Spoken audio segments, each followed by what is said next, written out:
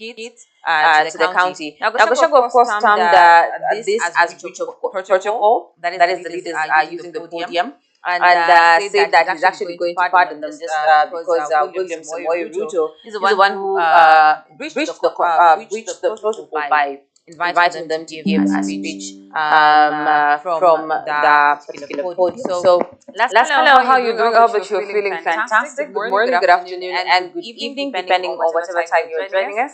Karibu sana tukeni political table where we discuss matters governance and matters politics.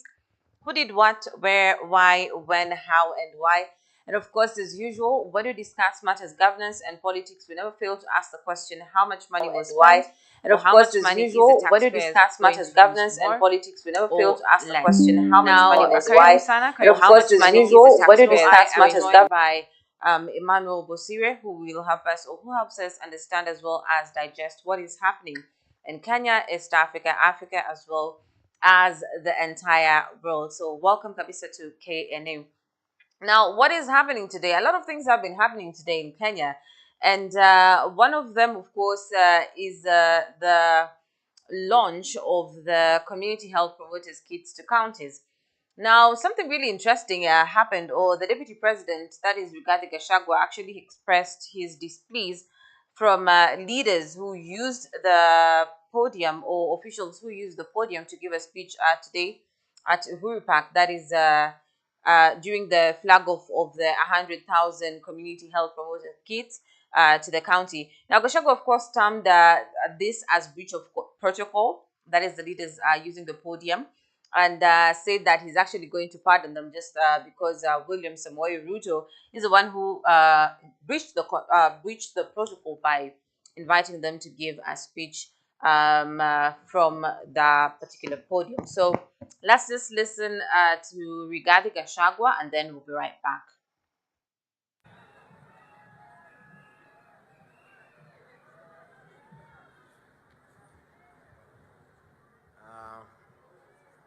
Your Excellency, the President of the Republic of Kenya, and Commander-in-Chief of the Defense Forces, I have chosen to speak from here because there has been serious breach of protocol.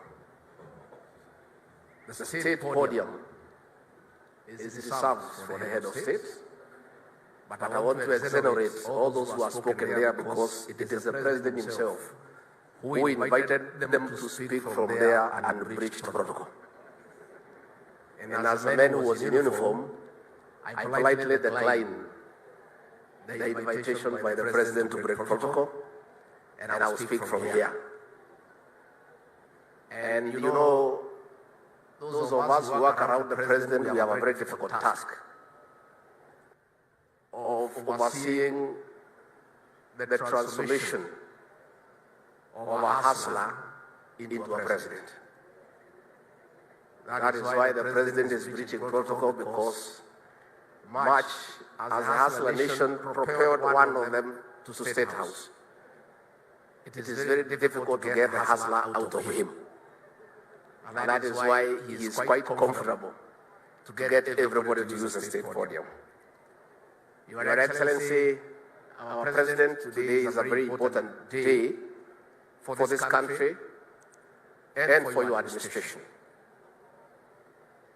Among the 5 key pillars is the universal health coverage.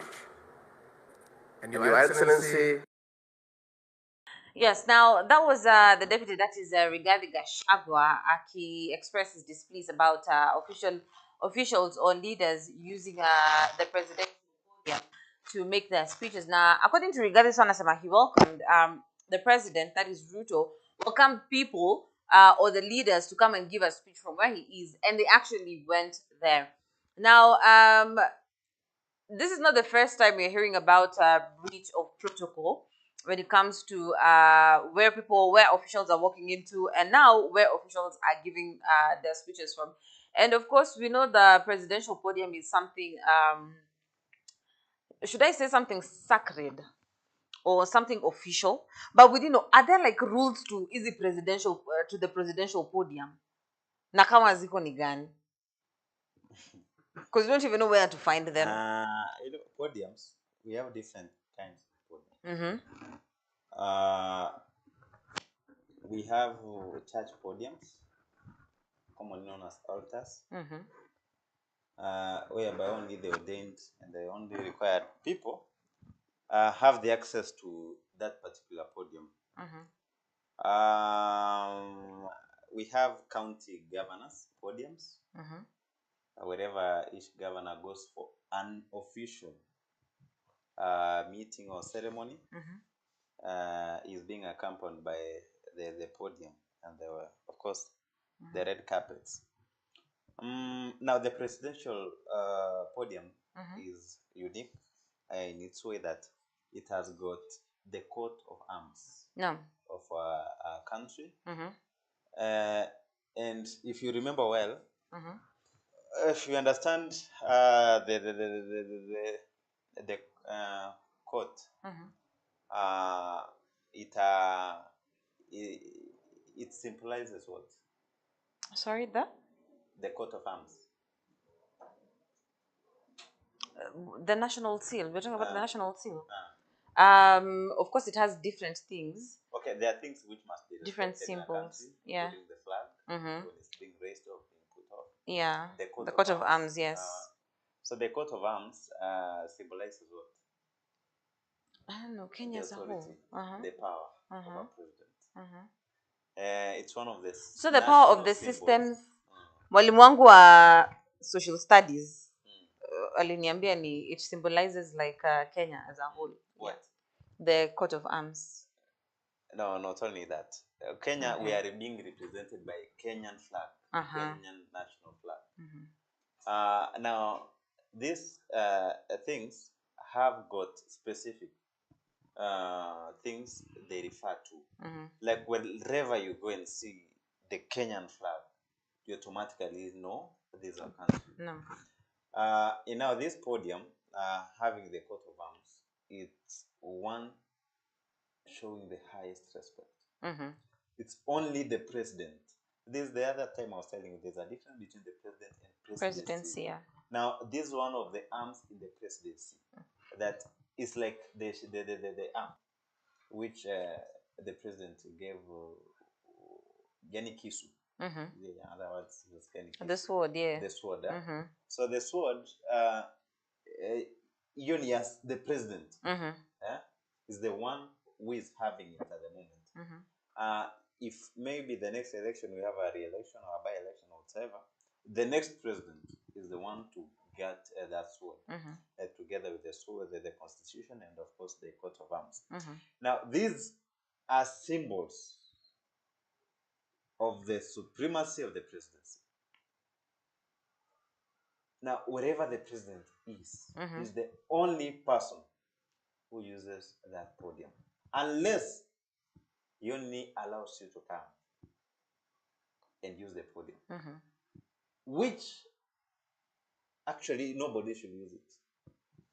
I think the first person ever to start doing that is Mheshimiwa Uhuru Kenyatta when he brought in the Handshake Brothers. So the Handshake Brothers came and started using the government instruments while they should not. So it was obvious that before Mheshimiwa Uhuru Kenyatta makes his speech, he will first greet the people and then ask Mheshimiwa Raila Amolo Odinga to come use the same podium of the president, which is very illegal and not advisable. So it's like sharing your powers as a president. Now you ask Mheshimiwa Raila Amolo Odinga, come and now be a president for this time. Now instead, there are other podiums where other politicians and other dignitaries wanatumia until we reach to the level of our president. You'll see the podium team removing the podium ambayo imekuwa ikitumika and then bringing now a different podium which is meant for the president exactly. This is what we saw Mheshimiwa Rigathi Gachagua doing. He did not come and use the same podium others have been using. He insisted going for a different one, addressing people from a different podium. Now this one makes us see Mheshimiwa Rigathi being a professional as being the deputy president, you cannot use the podium other politicians who are less than you have used. So it does not show some respect. But we can do further research and know what it's being done. So other breach of protocols is whereby we find that in a meeting we have a cabinet secretary, maybe in a funeral, who has been sent to represent the president. And then we have an area MCA. So the protocol is we start from the least present to the highest. Now, if we have a scenario where we have the leaders, clan elders, we come to chiefs, sub-chiefs, we come now to those ones elected, we come to a member of county assembly, if there is an MP, to invite the governor, if there's a governor. So the order is the county clerk first starts by introducing the MCAs, and then we come to the area MPs. If the area MPs are available, so the next is the one to welcome the governor. If there's a cabinet secretary, so the governor and introduce until if there's the deputy president and introduce the president. So unapata some situations whereby they don't follow the protocol. And this we've seen in different parts of the country, whereby the breach of protocol is being used politically. Now, let me ask you a question, Tamar. Okay.